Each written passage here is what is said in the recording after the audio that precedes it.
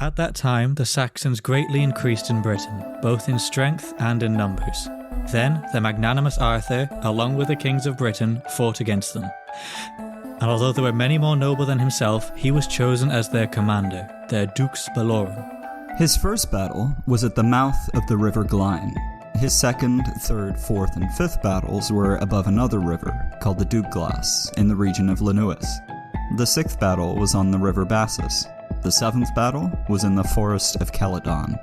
The eighth battle was at the fortress of Gwynedd, in which Arthur carried the image of Holy Mary on his shoulders, and the pagans were put to flight on that day.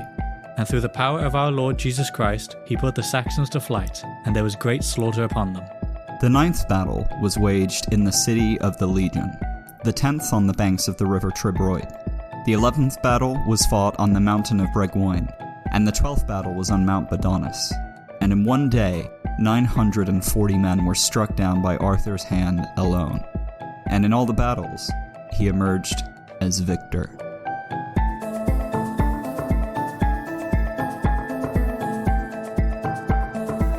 Hello and welcome back to Mad Dogs of Cambria. It's me, Cambrian Chronicles, and the other person you're listening to is also me, doing my best impression of my friend Pat from the podcast Never Is Funny. That's right. Hello, I'm Cambrian Chronicles, doing an impression of my friend Pat from Never Is Funny. That's right, me. I sure am, and I think I'm getting pretty good at it. In 2007, I, Cambrian Chronicles, ran over a small family of 4 in my Toyota Corolla. That's not true. There were 7 of them. That was me being sarcastic, by the way. There were actually 9. I think we should do this bit for the rest of the whole podcast. Yeah, we should just keep going. That's what they say about jokes. It's always best the third time. Yeah, exactly. Okay, so, Cam, my brother, what are we talking about today? Today we're talking about, sort of, King Arthur, because you have to forget about that first bit. That's true. So, the bulk of what we're going to be talking about is the document we read from, which is a translation of the Historia Brittonum. Do I have the name right? Yep. And we ended it with saying, and in all the battles he emerged as victor. But I think I remember you telling me that right after that, the last section of Arthur is basically talking about how it doesn't matter, it's a massive failure. Yeah, pretty much. The funny thing is he doesn't even really talk about it. It just he says, oh, he's the victor, he won all these battles.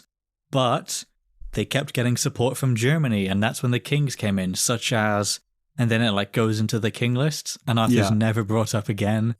And from historical context, you're supposed to, assume that ultimately his victories were in vain. Yeah. Okay, so that's where that little passage ends.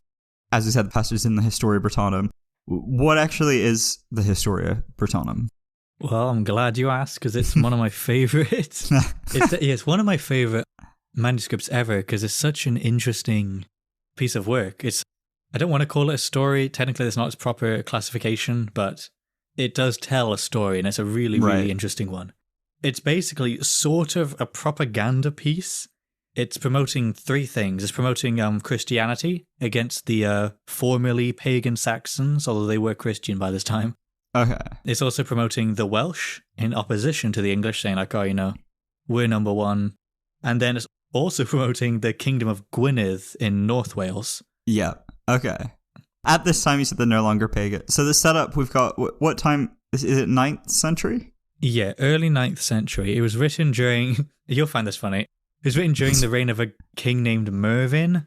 It was before King Craig and after King Kevin. Yeah, I know a lot of people in poets, it's old men who are named Mervyn. I've always found that name so funny, but no one else, you can't tell that joke to anyone else. It's written during his reign, which is right at the start of the 800s. Okay. And he's reigning over what? Gwynedd, so basically the north sort of third of Wales. Okay. Is Gwynedd kind of allied with the rest of, what would these be, Brythonic people? Yeah, they called themselves Britons still. Okay. The Historia Brittonum puts Gwynedd on this big pedestal and being you're going to be the big winners. They're going to unite the Britons and reclaim Britain and all that sort of stuff. Yeah. But at the time, they were in opposition to a lot of their neighbours because, it's medieval politics is basically just a bunch of very wealthy dictators arguing over who gets to control which bit of land. Right, yeah. Okay. So even though it was this big nationalistic piece, about 2/3 of the country were explicitly sort of excluded from it. Right. In a way. Didn't make it into the club. No. Okay, so we got Gwynedd saying that they're like representing the Britons. Yeah. And then we've got the other half of the country divided into they're Anglo-Saxons at this point, right? Yeah, well, they would have called themselves separately. Like, some would have been called Angles, some would have called themselves Saxons. Oh, okay. Group of people that you could label the Anglo-Saxons. Yeah. Both Christians. And so that means that we have this text being written by Gwynedd saying, we're better Christians than you. We're better in general. Yeah. What is it like about? What is it describing? Is it covering a certain time period? Yeah, it's essentially sort of trying to tell, well, it's in the title, the history of the Britons, but it's in a very sort of odd way, and a lot of the details don't really corroborate with stuff that we know about. Right. But it's essentially trying to sort of tell a story of like how the Anglo-Saxons ended up in England, why the Britons had lost, and that was a key theme with a lot of stuff because the Britons were Christian. Therefore, if they were losing battles and losing land, that meant that God was like allowing it to happen. Okay. So they had to have an explanation for that. And the explanation that was commonplace was that they were like full of sin, like they weren't being good Christians at that time. Ah, okay. So because they weren't good Christians, they were being defeated by the Anglo-Saxons. They had this guy called Vortigern, who may or may not have existed.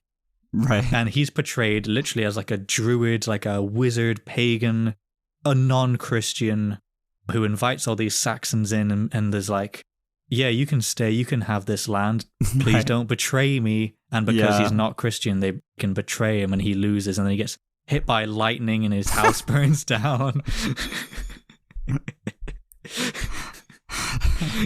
It's very on the nose. There's zero subtlety. And as this is a propaganda piece, from what I remember you telling me in the past, it's in response to something as well, right? I read somewhere that there's a hypothesis that it was a response to a guy named Bede. Yeah. Or Beda. He's commonly called like the father of English history. He wrote like... He's a saint, right? Yes. He's one of the earliest sources on English history. And he wasn't a super big fan of a lot of the Welsh and explicitly some of the Welsh kings because they killed a king he really liked who was Christian, and you know that's not supposed to happen again. Yeah. God's not supposed to allow that to happen. That's why I find it interesting because it's almost like I'm trying to explain it to themselves and to like the people of their faith about how this could possibly happen. So he's not a super big fan of the Welsh, and there's some hypothesis that this was almost in a sort of response to that. God gives his hardest battles to his strongest Welshman. That is summing up the Historia Britannica in a single sentence, is that basically? Ah, perfect. Strongest Welshman being, of course, King Arthur. What a segue. What time period does it say it's talking about? So it's sort of written like from about the fall of Roman Britain, like 400s to what at the time was the present, the 800s. Yeah. And also prophesizing for the future. Okay. Although they didn't put a date on that one, but... Yeah. Okay, so do we know when the Arthur stuff is taking place? Yeah, that's the tricky part. I suspected as much. If you see people talk about it, a lot of people say, oh, Arthur's like 4th century, 5th century because... yeah. And that's unfortunately how a lot of it goes, because the Historia Britannica gives a lot of battles to Arthur, and a lot of them are very much unknown, and the ones that we do know of are given to other people in every other source. Right. So really dating Arthur using the Historia Britannica isn't possible, and it's not super clear to me if like the audience was supposed to think of these battles as belonging to Arthur. Because if you knew the history of the things, you would know that he wasn't at them and he wasn't attributed to them. It's not... Historians have been arguing about this for a long time, whether like there's some old like poem that listed all these battles as his. Right, or yeah. if it wasn't supposed to be like fully like... Literal, yeah. If he was just supposed to be like some sort of heroic figure who just did all these heroic deeds. Yeah. Okay, so we get a bunch of context for what this document is, why it was written, who's reading and listening to it, all that stuff. in terms of specifically our King Arthur, God's strongest Welshman. That'd be a good podcast title. But why don't you tell us a bit about what it's actually saying about him in this? Because it's not super long. No, it really isn't. And I guess that might be a future episode about why this sort of very short figure, what happened after this and why he became so popular. Both in Wales, then in Britain, then in all of Europe. Especially as he was only 4 foot. You said he was a very short figure. In this time, he probably would have been quite short. He wasn't. Unless that actually leads us on quite keenly. Is that the interesting thing that basically everybody always ignores, for reasons I don't understand, is that he isn't a king here. He's explicitly not a king. Sorry, I keep calling him King Arthur. I'm mistitling him. It's just Arthur. Yeah, it's just Arthur. He's the leader of battles. Everyone else is more noble than him. He was just their battle leader. It's almost overly implicit how much he wasn't a king. Right. And you can see that too because none of the medieval Welsh monarchs ever claimed to be descended from him. He wasn't seen as a royal figure. He was just a guy. That's interesting. I asked us to go through it. So yeah, let's do that. Yeah, so the Anglo-Saxons have arrived.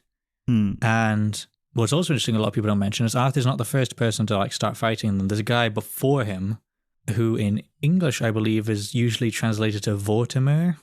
Yes. Is that the guy we mentioned earlier? He's his son, Vortigern and Vortimer. Vortigern and Vortimer. Yeah. And he goes to fight them in Kent, and he wins some battles and he eventually loses and dies.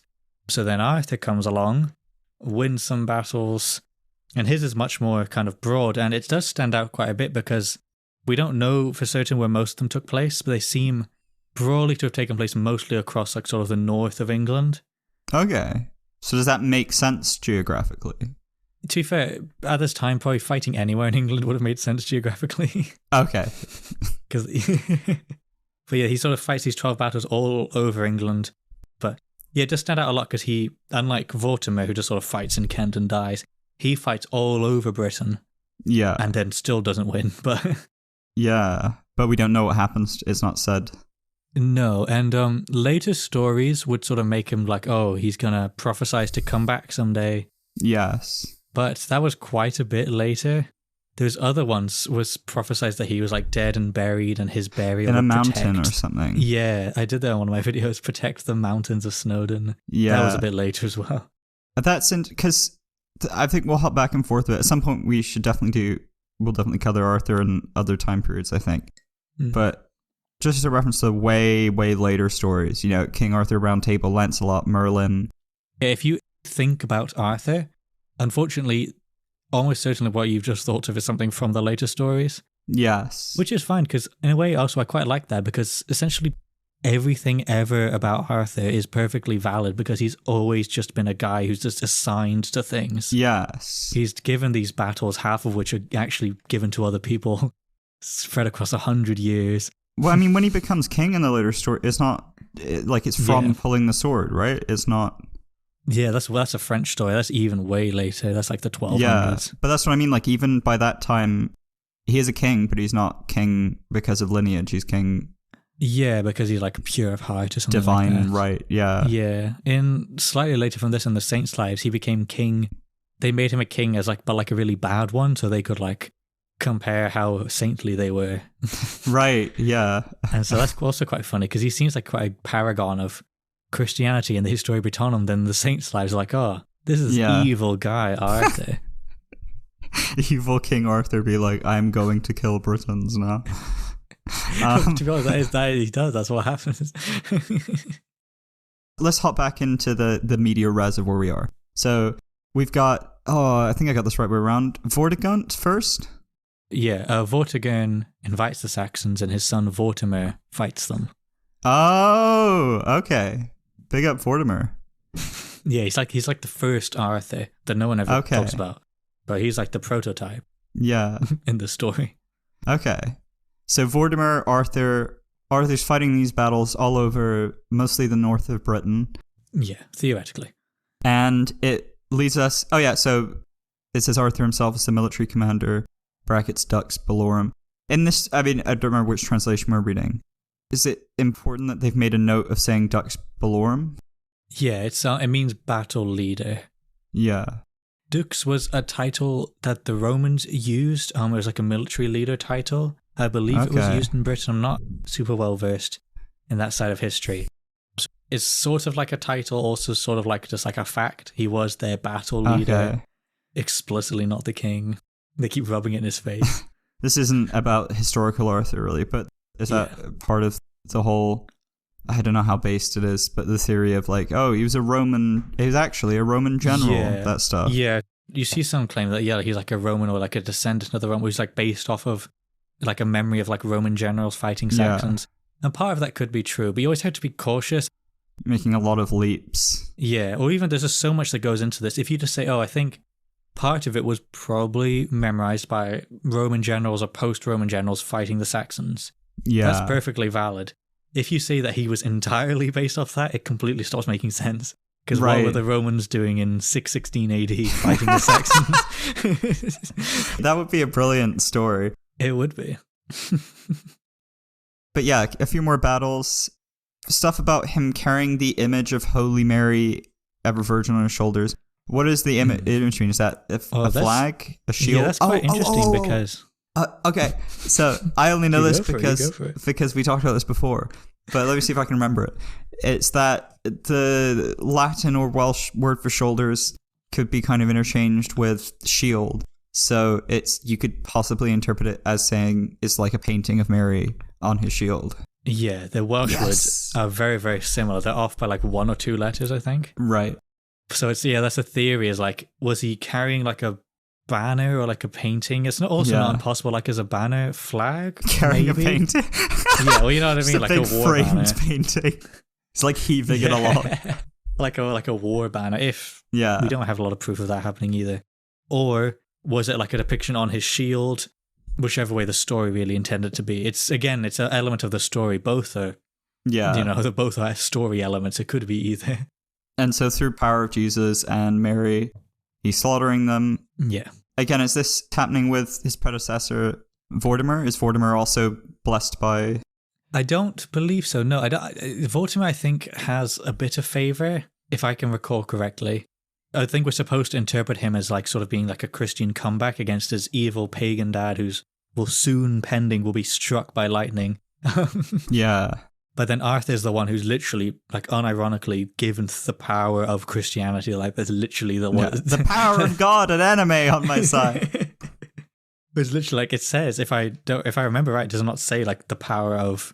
Yeah, power of Blessed Jesus. Virgin Mary. Yeah. So, some more battles, mostly just saying names of places. Yeah. And then the 12th battle, the last one, we've suddenly got out of nowhere. It fell in one day, 940 men. Yeah. All struck down by Arthur himself. So, obviously that's crazy. But how crazy is that for this text? Like the stuff before and after him, is that happening, or is he unique even amongst these other... Well, it's actually in 2 parts. It's interesting. In real life, obviously a massive number, especially for, we don't know the super close the size of armies at this time, but they wouldn't have been very big. Right. The Welsh couldn't support super huge armies, like a few thousand. So that's not just big for him killing them all himself, it's big even just in terms of an army size, that would be a significant portion. Right. But we have to also, again, remember this is a Welsh story. The Welsh loved this sort of stuff to the point that it's almost kind of ridiculous. And this is like perfectly exemplary. In terms of like a Welsh story, this does not stand out at all. If anything, it's quite underselling him. Okay. So Arthur killing almost 1,000 men is supposed to be like quite a big accomplishment, but it's not that standout. It's very typical Welsh warrior literature. Yes. It'd be the kind of thing you'd read out and all the warriors would be like, hey. Right, you know what I mean? Yeah. Okay, that's fire. But so striking down that many men, not necessarily uncommon. In the Welsh stories, yeah.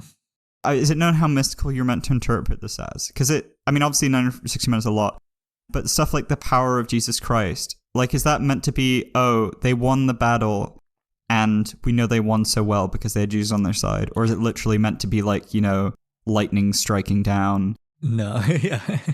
Well, I mean, to be fair, that guy did get struck by lightning. I think it's what's supposed to embolden is sort of like they won because they were like the good Christians. The same way they lost before because they were the bad Christians. Like, okay. So in a way, the 940 men being crazy big to us, but in terms of these stories, not that massive. Yeah. That's not necessarily saying this guy's a super powered. He's just a really good, strong. And he had like divine favor. He wasn't like divine intervention. Yeah. It's like he had the favor. Yeah. He's not like shooting lasers out of his eyes or anything like that. Sadly not. Although again, like I said, if you were to write a story about him doing that, that'd be perfectly valid. Yeah. That's what he is in essence. Or laser eye Arthur with his troop of Roman soldiers. Okay, so yeah, we got that. And then defeating all the battles. And then, yeah, the Saxons who are... I mean, we really get the vibe just out this little passage, the way that they're flooding in. It's quite scary and like effective. Which makes sense, I guess, because, you know, they're portraying these are their big enemies that they, despite everything, managed to overcome. But the Saxons are flooding. It says they're coming from Germany. Yeah, that's where the Saxons came from originally, the Angles and the Saxons. We know from DNA tests much more recently, it's like the north of Germany, the Netherlands, and France as well, like the Franks. Yeah. And all the way up to like Denmark, and I think a bit of southern Sweden as well. Just sort of that whole broad area over centuries, people just sort of slowly come across. I mean, this is another broad question, I guess, but why? Like, why do all these different groups and tribes that are making up the Saxons, why are they all coming over to this tiny island? Like, who cares? Why do they care? Well, that's a very debated question. Right. Yeah, I'd recommend Mark Morris's book on the Anglo-Saxons, one I read on that last. I've seen suggestions before that Romans would hire like foreign armies to help guard the coast. Oh, okay. And a lot of those people in Britain would have been Germans. They would have hired the Germans to protect against the Irish raids and the Pictish raids in the north. Right. And then when like Roman authority collapses, we have evidence of these sort of Germanic people, like Germanic burials already existing before the Roman authority collapsed. Oh, so okay. sort of hypothesize that there were these groups of soldiers already. They may have had their own little political units and they could have just invited people over. Yeah. Because it's a bit, like you said, and that is always a big question. It's like, why across this random sea, which is not a super unperilous journey to an island that was pretty destitute? Yeah. It seems to have just been a very, very slow and long process. That's, I think, an interesting point. I mean, you talked about this before in your own content, but the general consensus now, historically right, is that, because the idea we have, and the idea that's included in like this story, is that it's this big invasion. And it's a bunch of Saxon soldiers, and they're coming in and they're slaughtering and they're conquering. Which it sounds like there was fighting, but as far as I'm aware, the general consensus now is it's much more like it's a process of centuries of gradual immigration and and like assimilation, and it's called the prestige model, where like if Anglo-Saxons were in charge of these little political units, Brythonic speakers would have to learn English to communicate with the leaders, and that's how the language spreads. And there was violence, obviously. We have records of violence from like both sides. Yeah.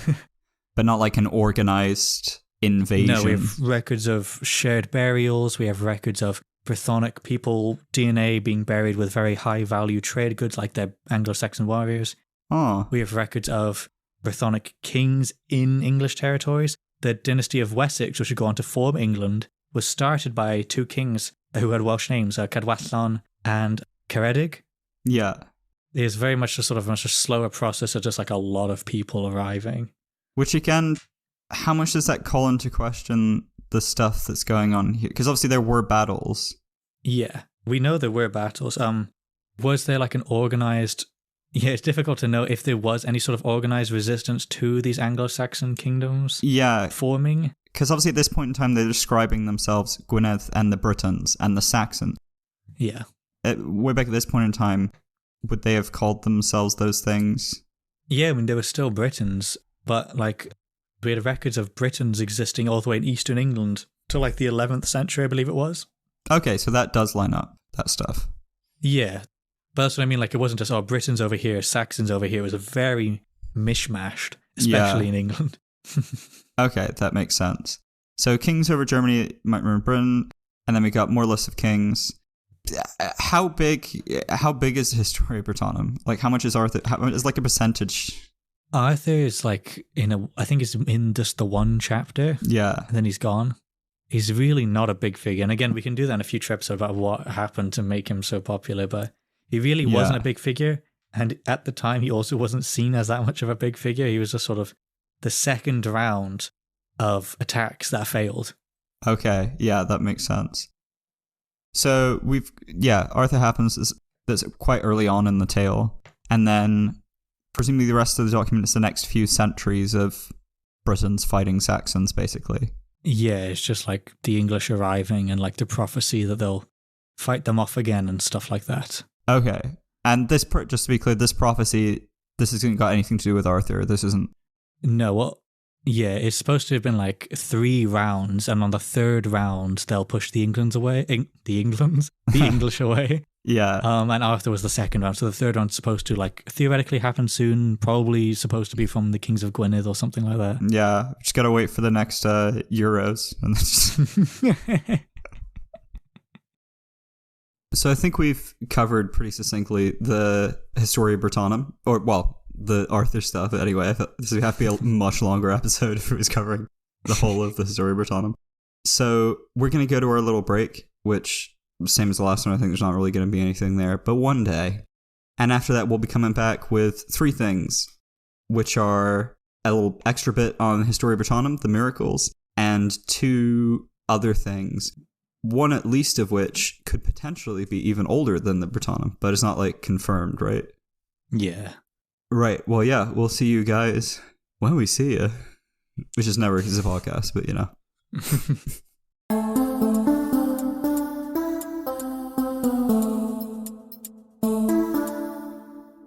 All right. So the first of our 3 extra things is the miracles. I've gotten the notes, the Latin version, which is De Mirabilibus Britanniae. Did I say that right? That's like Julius Caesar's in the room with me right now. That's crazy. Oh, no, don't stab me. Oh, no, not you as well. Oh, it's not and you not a Julius Caesar joke. I just got really angry all of a sudden. Oh, okay. If it was a Julius Caesar joke, I would have let you stab me. But yeah, so these are at the end of the Story Brittonum, but they're added shortly later, right? They're not part of the original manuscript. Well, people don't know for certain. It is, I've seen several historians theorize that they are part of the original manuscript. Oh, okay. But we don't know that for certain. But yeah, the more common one I've seen is that they're probably part of the original. Oh, right. Okay. I didn't know that. So these are at the end of it. The Historia Brittonum being the propaganda sort of piece we talked about, history of the Britons. What are the miracles covering? Well, they're just sort of, how many are there? 20-something? 13? Oh, I thought there's like... 13 of Britain. So the other ones I think it's like Anglesey and Ireland. There's a few, yeah, there's like interesting little topographical pieces that the author has seen, and several of which it seems that he's seen them himself. Right. There's one specific part where they have 2, which is what we're interested in, that are just sort of randomly in Brycheiniog, which seem really like the author's seen them themselves. He even says he's been to one personally. Yes, he does. Yeah, I find that really interesting. It's something talking about, and I've been there. I mean, you'll see that in one of them. So, like you said, there's 2 of them concerning Arthur. You say they're both in Brycheiniog? Yeah, as far as I can remember. Is Brycheiniog often connected with Arthur? Outside of this? Well, outside of this, yes, there's a story which I can't remember right now. One of the saints' lives, they meet Arthur on the border of Brycheiniog. Okay. So he's always been vaguely associated with this area, but this is theoretically the oldest one, which puts him right there. Okay, interesting. All right, so this says that... I'll read it first and then we'll go into the detail. We decided to divide up reading them between us. I'm excited to give this one a crack because there's lots of double L's and things in here. So I'm 100% going to screw this up. I'm very excited. Yeah. I did offer to swap with you. You did, but I have to learn somehow. Because the other one is almost entirely in English. But how am I going to level up my double L's otherwise? I could have chosen the Latin one. I went for the Welsh. I want to suffer.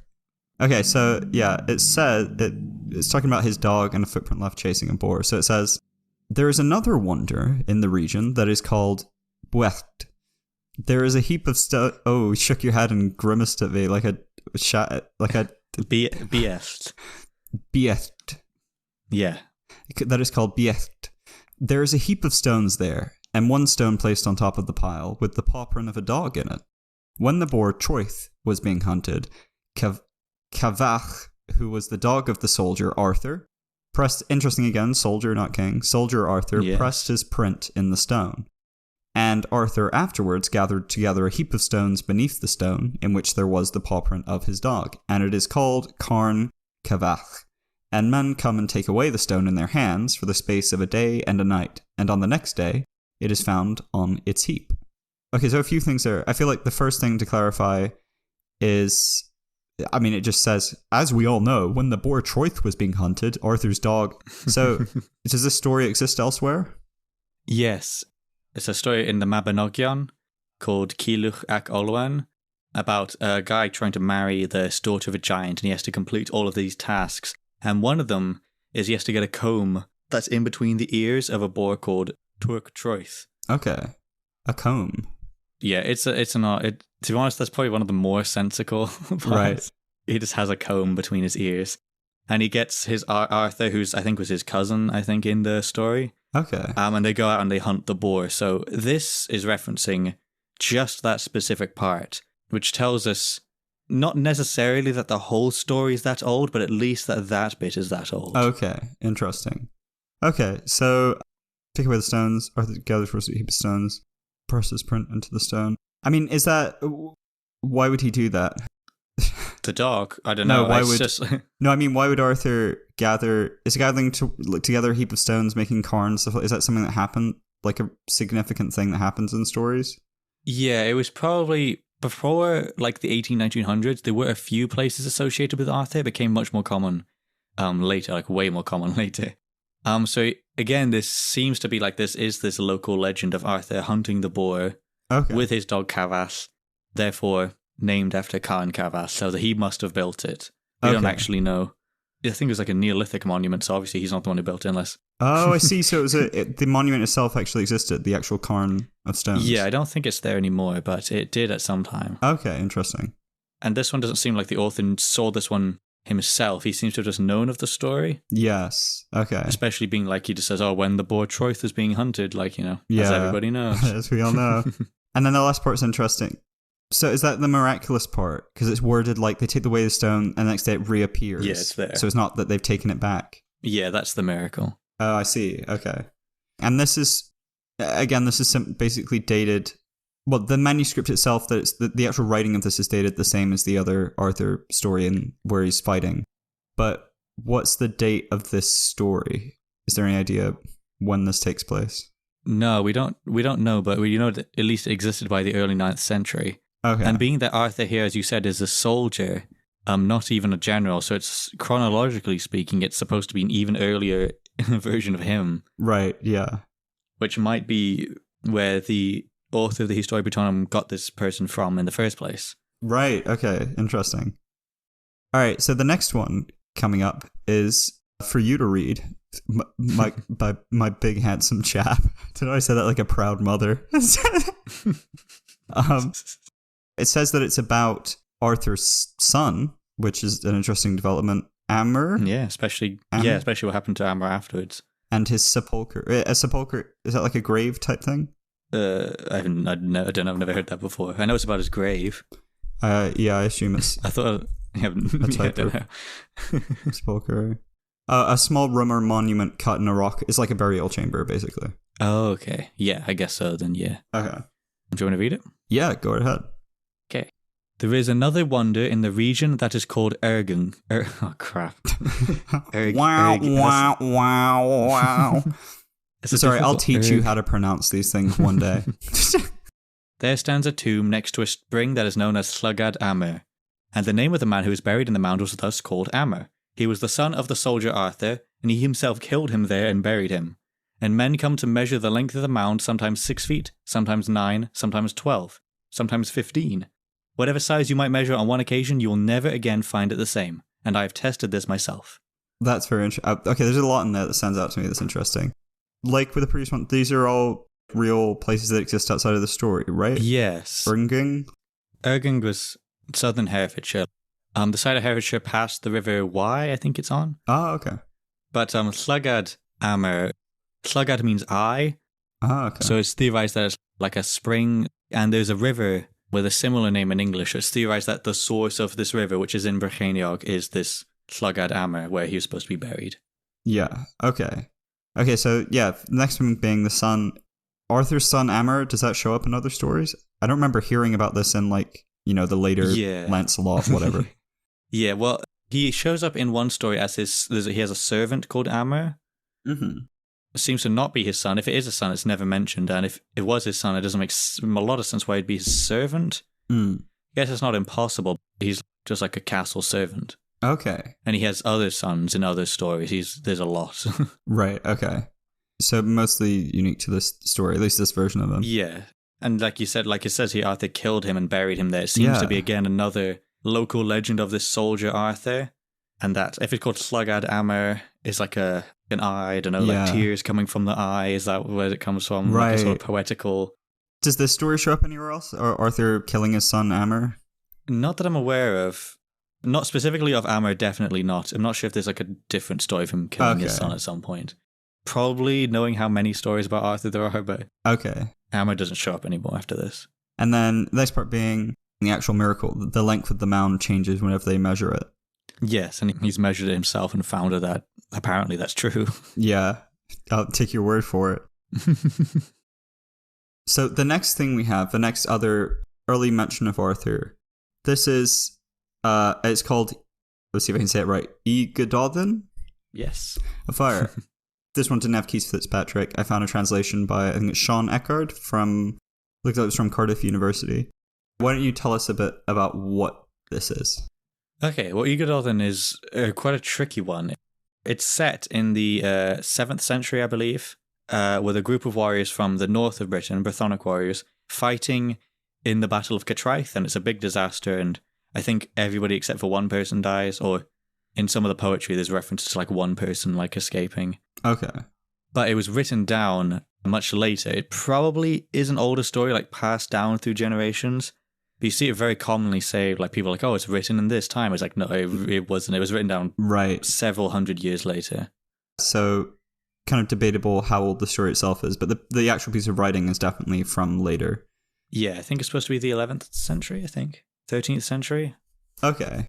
And this battle at Catraeth, I mean, is that a known battle? Does that exist elsewhere? We don't know. I think the most common theory you see today is that it's the town of Catterick in York. Yeah. Which was like a Roman fort, I believe. Okay. So it's fairly reasonable, but we don't know where that was meant to be. I don't think any English sources reference it. Okay, that makes sense. Yeah, I was looking at other bits of notes here. So the bit I've got written down my notes here again for you to clear up. So it says many stanzas are considered interpolations, and then I had brackets to like explain what that meant to myself, not written by the original author. One such mentions Arthur. If it's not an interpolation, then it could be the earliest known reference. Yes, it basically depends on, was this bit about Arthur passed down from the 7th century, or was it written down, added in the 11th century? By a later poet. Yeah, and the difficult part is that it's only in one of the two manuscripts, this bit about Arthur. The other one doesn't have it. Okay. Which really does not do it any favours for it being that old. It seems less likely that it would be taken out rather than that it hadn't been added yet. Yeah, exactly. We have plenty of precedents for people adding things in. This was this is very much at the height of his fame in Britain. Yeah, right. It's very, very reasonable for somebody to add it in. It makes much less sense for why he would be taken out. Yes. Okay. So the section he's in is very tiny. It's basically just a line, but it's... Yeah, I'll read this and we can give it more context. So it says, this part is about a warrior... Ooh, I'm probably going to say the name wrong, but something like Gwawrddur? Gwawrddur. Oh. Oh, Gwawrddur. This is about Gwawrddur. You sure you don't want to do the comes on one? No, I can do it. Gwawrddur. I believe in you. Yeah, so he pierced 300 most bold. He cut down the centre and wing. He was worthy before the noblest host. He gave from his herd horses in winter. He fed black ravens on the wall of the fortress, although he was not Arthur. Among those powerful in feats, in the front rank, a palisade. Gwawrddur. Okay, so he pierced 300 most bold. I mean, again, we have a guy Just Yes. casually like, That's what I was saying you just killed like earlier, 400 people, whatever. Yeah. Yes, exactly what I was saying. That's what I mean. Like, yeah, it's pretty much what he's doing earlier. And then they roast him saying, oh, he's not Arthur. It's actually debated. Is he saying he was not Arthur or he was no Arthur, which is slightly different. Yes, I see. But he's like, oh, he's good, but he's not Arthur. He's no Art, yeah. Not that good. Which is low-key, it's a weird diss to put in your poem honoring some dead soldiers. Yeah, that is also kind of strange. I'm not familiar with any other ones doing that. Yeah. That I'm aware of. But yeah, okay.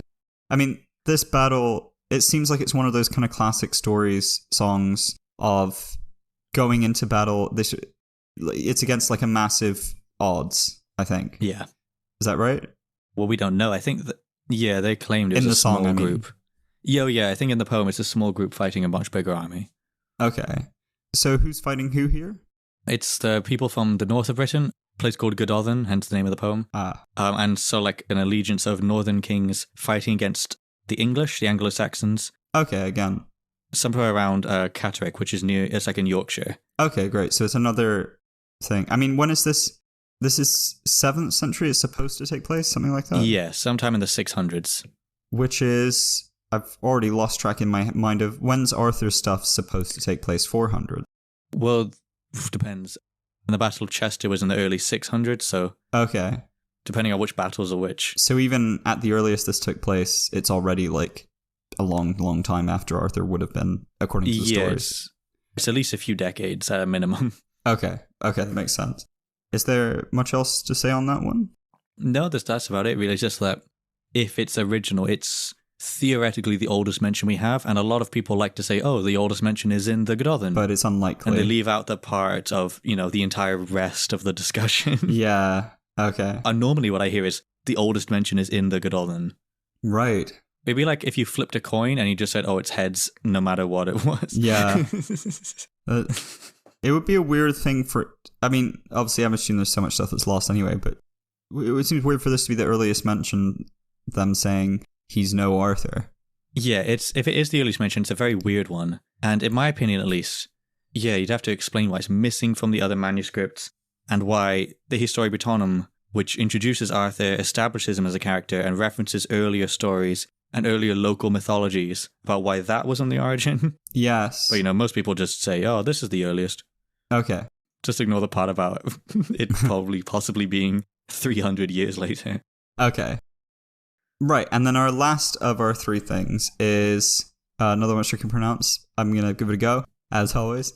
Maelgwn Gwynedd. Maelgwn Gwynedd? Yeah, pretty good. Maelgwn Gwynedd. Okay, so what's this? It's the elegy of Cynddylan, like the death song of a king of a place called Maelgwn, which is in modern-day Shropshire. Okay. I did a whole video on it. It's my most popular one, which is fun, because that was a really fun video to make. All right. Okay, rude. Fine, you do the rest of it. No, it's a good video. It's a good video. Have to keep you on your toes. Keep them dogs out. Yeah. So what's this thing? It's an elegy to the king Cynddylan, who died in battle against the Lloegruis, which are probably the Mercians. Okay. It's the English in the center of England. They fought. He died. The whole place burnt down. Any mention of it's barely made it to the modern day. It's a very small sort of fragmented poem from the 17th century. So the Mercians they're just one of the Anglo-Saxon groups? Yeah. Okay. Yeah, like Offa's he was Mercian. There's a time period called the Mercian Supremacy, and I don't know if you're familiar with that. Nope. But yeah, so he fought them and he died and everything burnt down, and we don't have any more mention of Maelgwn really after that. What's the age of this one? Because I feel like the answer to this question is kind of interesting, right? This one is 1631.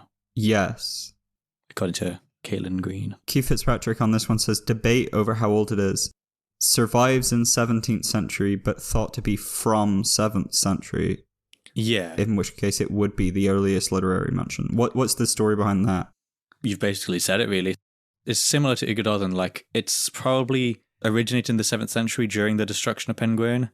Right. But the oldest manuscript we have is from 1631, so we don't know when Arthur was added, and again, it really just sort of depends on who you ask. Okay. If it's like a reliable 7th century mention of Arthur, or if it's a completely unreliable one that could have been added at any point. What's your personal take on it compared to like Yggdrasil? I don't... Because Yggdrasil seems pretty... Yeah. Highly unlikely, really, that Arthur was originally in it. Yeah. This one, in my opinion, is also fairly highly unlikely. It has a bit more to stand because there's only one... Sorry, some manuscripts from 1631 and later. There's more than one manuscript. And I believe they all say it. It's just... It's so new. I mean, 17th century is... That's by far the oldest manuscript we've looked at. Yeah. That's the whole period of Arthur being famous in Wales, the entire period of Arthur being famous in Britain, the whole period of the French romances, continental European fame. It's just before it got like refamous with like some of the Victorian stuff. That's a really, really long time for it to have just been added in at any point. Right. Okay. So it's very difficult. It's not impossible.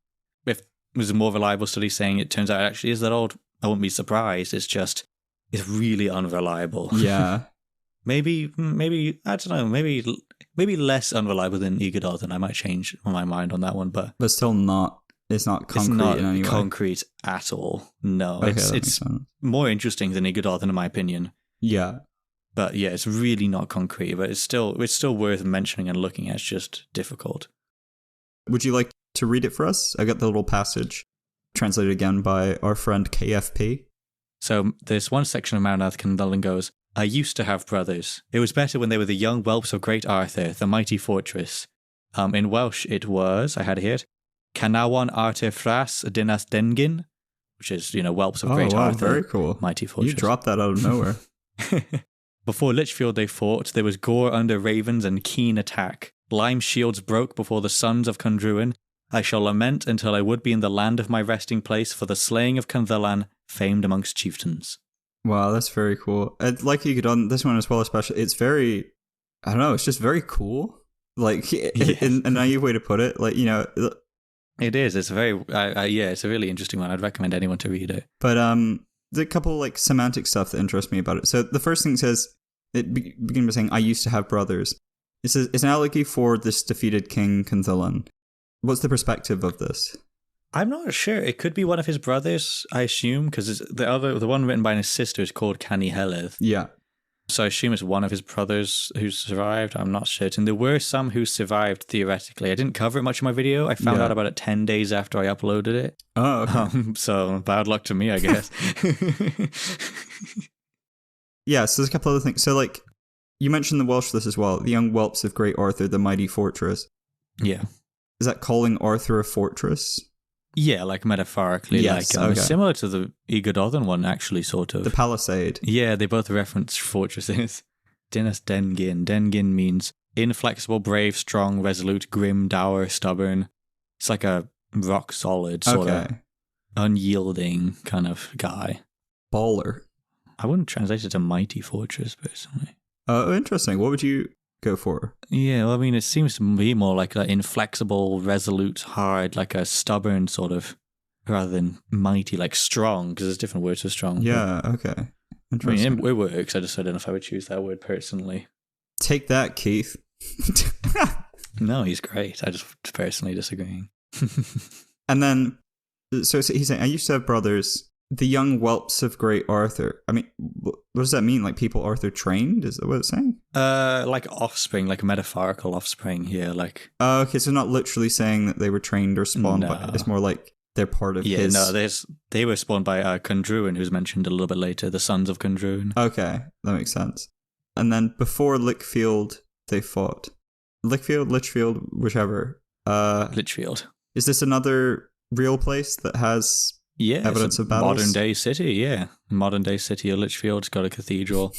I don't know if the English ever reference Battle of Lichfield called Caerllwyd Goeden in Welsh. Okay. I just got a comment from Christian Grandma. Oh, Thanks, damn. Christian Grandma.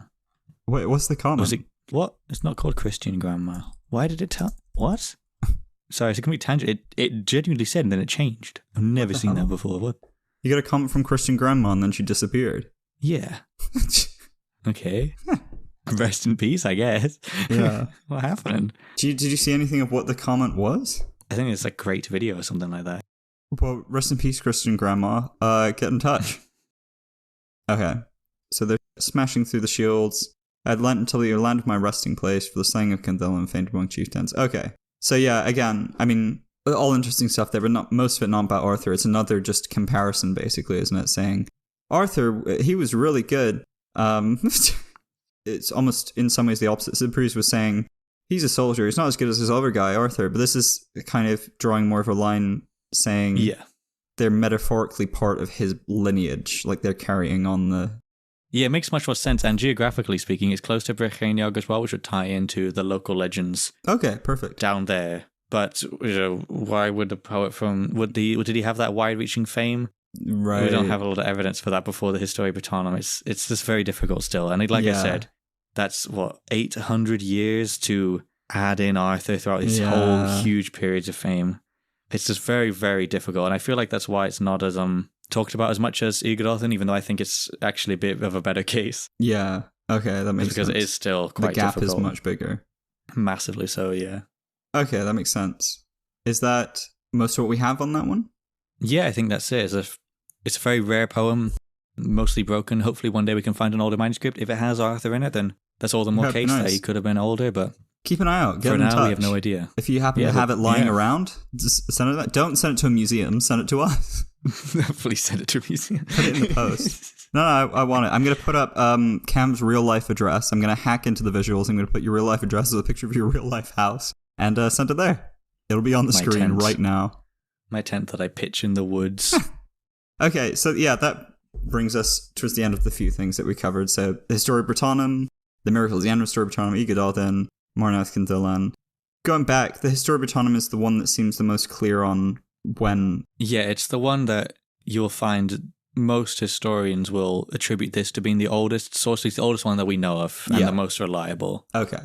Especially and the miracles too. Sometimes there's doubt, like we don't know for certain if the miracles are always there, but if they are, then that's even older still. That references pre-existing stories about Arthur. How long have we known about these things? Like, are these things that are these things that were uncovered, or they've just been around? Yeah, Marnath Candela was lost completely until the 17th century. Oh, okay. Yggdrasil was passed down from like written down the 11th century. That was fairly known, I think. Historia Britannica, that was a fairly common one. That's in quite a few things. What's the likelihood that, I don't know, how often does stuff come, what's like we found a manuscript with another mention of Arthur? Like, does that stuff happen often? It was like 99.999% of everything recorded has been lost through history. Yeah, we almost certainly there'll be stuff that has been lost. If there were earlier mentions, we don't have them anymore, though. We don't necessarily know if there were earlier mentions. But yeah, it's definitely not impossible just one day uncover something that happened before 17th century. That was the last time that I can think of. Or even other, I guess not even necessarily, like finding another copy of Yggdrasil or Marnath Candela or Historia Britannica can help narrow stuff down. That'd be a huge discovery, yeah. Especially Yggdrasil. There's only 2 of those for such a big poem, and they're extremely different from each other. Yeah. Yeah, the 3rd copy of Yggdrasil would be crazy. Let's see how much of a big nerd I am, as that's my breaking, that would be crazy. World-shattering news, yeah. I'm also a big nerd, but not about useful historical knowledge, but I was about to say, you can tell how much the opposite I am, because it was a revelation for me that there's a place that exists now called Lichfield.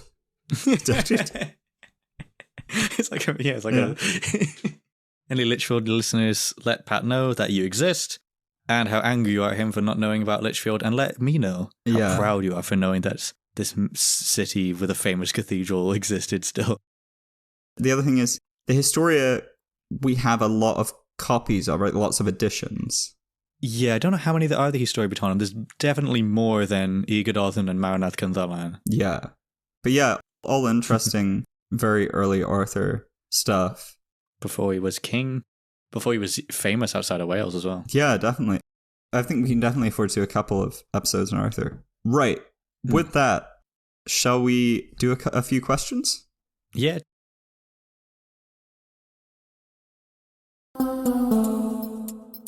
Here's our little question section. Question section. So we got a few things just so you know, if you want to go and ask questions, wherever you're listening to this, there'll be Spotify, you can ask questions. Any podcast out, there'll be a comment section. YouTube, of course. Also on Instagram, we'll plug all that stuff at the end. But anyway, so we got a few. No, I think only one of these is about Arthur, and it's a very bizarre one, but possibly interesting. Let's throw it out there. So our first question, this is from Tom Schaffer 5949. The year he was born? Yes. I look forward to that. Unless it was 5949 BC, in which case, congratulations. Happy birthday. They ask us, you guys going to take a stab at the kingdom of Buest?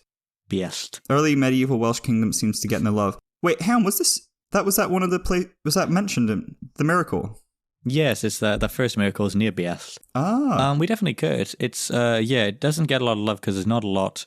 That whole area really lacks any sources Right. at all. It's very, very niche. We definitely could. I'd be happy to try. Yeah. I mean, we could always also do maybe one where we cover a couple different very sparse like the whole ones, area. or a mini episode or something.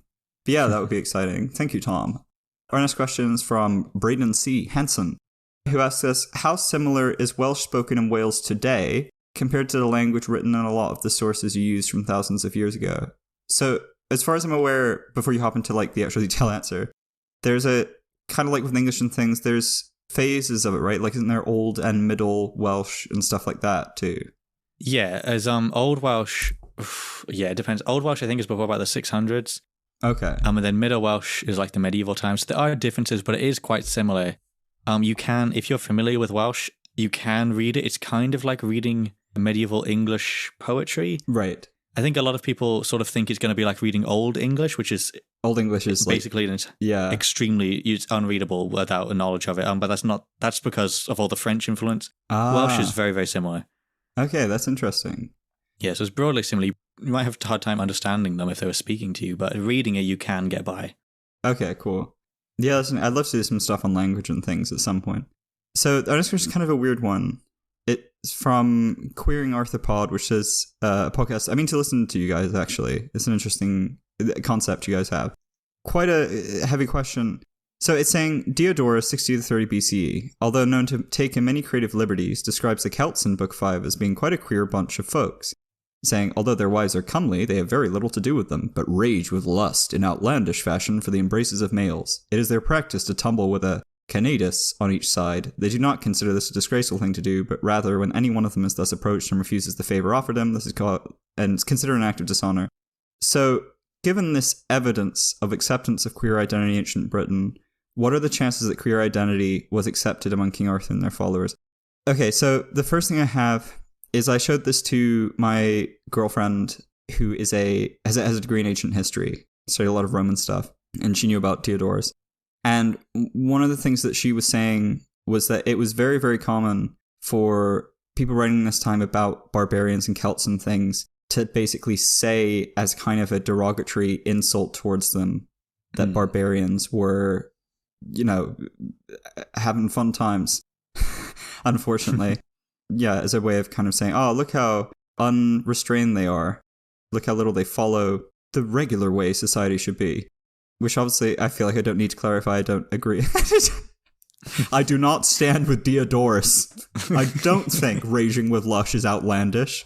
Anyway, so that's the first thing. And then the second thing, to me at least, I don't know what you'd say, but it's kind of a weird question. What are the chances that queer identity is accepted among King Arthur and their followers? Well, as far as we know, we don't really have any evidence that he existed or had followers, right? Yeah, I mean, I guess hypothetically, like if he did exist in like this heroic figure from Brycheiniog, what's the likelihood that it was accepted? Well, Diodorus is talking about it was like BC, 60 to 30 BCE. Yeah, and that's there's hundreds and that's almost potentially 500, 600 years right, prior. Of course, yeah. Yeah, it's like it'd be like asking about for trying to figure out social attitudes based off of like attitudes from the 1400s. Yeah. And also Britain at this time had gone through, it's become much more Christianized. Yeah, and obviously that's not accepted in the Bible. Brythonic kings had already been criticized at this time for being homosexual. Maelgwn Gwynedd, who I think is still going to be our next episode. Yes, it is. We'll come back to that, definitely. Was criticized specifically for that. Okay. So amongst the if King Arthur was around, would he have accepted it? Depends how religious he was. If he wasn't, you have a chance, but... Yeah, I don't know. It's a difficult question. It's almost impossible to answer. And because even though it was supposedly accepted centuries prior, it doesn't really have that much of an impact on it. You know, it's a long time that makes sense. Okay. But still, an interesting question. It's a very interesting question. It's just very hard to answer. Okay, next up. This one isn't a question. This is a comment on our Spotify. So Jack W711 says, less editing, cutting. Let the conversation flow. Even if it's pauses and slowdowns the podcast, it will seem more natural. You're ruining my immersion. I want to feel like I'm sitting down with you all. I don't know if you delivered it like that. Okay, Jack, I do actually think you have a point here. It's something I noticed myself. So I do the audio editing for these. I have noticed that it does sometimes feel fast and choppy. I mean, obviously, I have to keep a balance with things, but I do appreciate that. I'd be interested to hear what you think about this one or what other people think about it. I will always appreciate feedback. Next one, this is from, funny enough, this is from my girlfriend, the ancient history graduate, asking a very detailed question fitting of her degree. She says, does Mad Dogs of Cambria consider Merlin, CBBC 2008-12 a valid historical source, King Arthur? / do talking dragons exist?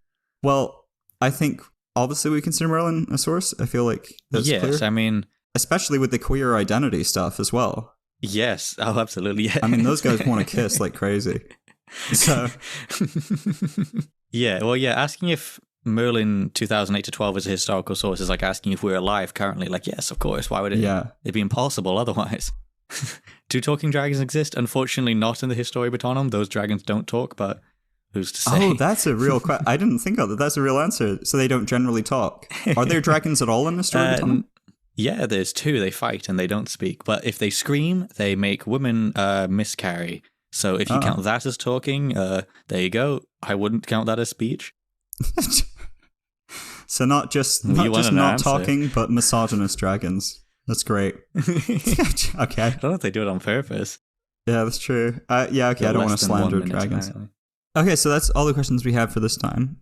So before we go back to finish the episode, just to say, like I said at the beginning, you leave questions all of those places. And we'd like, if possible, and you can question anything, but if possible, if you have any specific questions about our next episode topic, that would be great. And our next episode's topic is... Hello? Oh, did you want me to say it? Yeah. Maelgwn Gwynedd, 6th century king from the north of Wales. I assume most people won't have any questions of that, because their question will be, what is that? But... yeah, that's also mine. Any brief teaser of who and what? Let me think. Extremely violent tyrant, nicknamed Dragon of the Island, known for committing various sins, recorded by a monk named Gildas, heavily criticized for all sorts of things, ranging from uncle murder to being bisexual, which there's a lot that those are within the same passage. All kings do nowadays is murder their uncles and be bisexual. And he was actually extremely violent. He's very messed up. Okay, excellent. I'm very excited. That'd be fun. Be a fun episode. All right, yeah, if you have any questions about that, go ahead and ask. Yeah. I'm not sure if they or will, any other questions at all. Yeah. All right, yeah, with that, let's go back. We'll be back. We're going, and then we're coming back. Okay? In theory. All right, so right before the end, let's do our little plugs. I mean... Blah. As always, I have my own show, Never Is Funny. We just finished a series, that's cool. At Never Is Funny on Instagram, all one word, all lowercase. All lowercase. And, of course, Cam, you are... Cambrian Chronicles on YouTube. 2 words. The first C is capital, and also the second C is also capital. The third C, the cls, is not a capital, because that's what we do in English. I was highly worried you were going to go through every letter. I generally think the first C is a capital. The first A is not a capital. The first M is not a capital. We missed out the B. What? Cabamrian Chronicles? Cabamrian Chronicles. Of course, yeah. I mean, that's your second channel where you post about you're going to have to cut taxis. this out. You have to cut this out. No. That wasn't a good joke. No. If you don't cut it out, I'm cutting it out. Well, if you cut it out, I'm cutting out myself from reality. Anyhow, yeah, so those are our 2 personal things. Then, obviously, with this show, there'll be a link to the linktree down below where you can find all that stuff, as well as all the places you can listen. But we've got our YouTube channel where there's visuals for things. Right now we've got a couple up for the introduction, What is Wales? Soon there will be one animated by yours truly. Yes, very nicely animated. And then also Twitter, Instagram, all that stuff. So yeah, you can follow us there. Please do. I guess that's it. All right. We'll see you next time. Hoyle Vower. We're gonna read the names. Oh, then I'll do the names during the outro music. Hoyle Vower. You don't want to do it now? Or you're recording? Hoyle. No, I'm gonna do it. I'm gonna record after. No, I can't. I have to set up a new recording and do it all. No. Set up the new recording. Put in the new recording. I'm gonna do it in this recording after we say goodbye. Hoyle Vower. Oh, okay. That makes sense. Hoyle Vower. Nostar, because it's night. If you're not listening to it when it's night, you have to pause and wait and then continue. Nostar. And Lichfield. I'm waiting for you.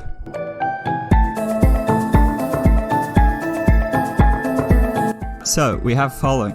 Bilson Chloe, Harry.Maddox, DC.Jones03, Days and Daydreamin', Oren_Owens, Braden C. Hansen, Sean Horgan, Queering Arthur Pod, D. Bedhead, Karen Bond, Eastern T-Bar, Zero Ego Poseida, Alex R. Knott, Rem Fours, Koff Ha, Shalandir Potter, Shalandir Potter, Jack R. Finney, Declan J. Ken, Cabin Kent, Griffin For Real, Gabby Chan, I Dunno 2543, Sig Sai, L. Welsford, High Fructose Corn Syrup, DCD62 2019, Paper Tiger, Davis Gray R, Mouth Breather with Glasses, Steve EJG, Benjamin Michaela Sherwood, Lottie Goldthorpe, Owens Gale, The Nissinator, NJ Sheps.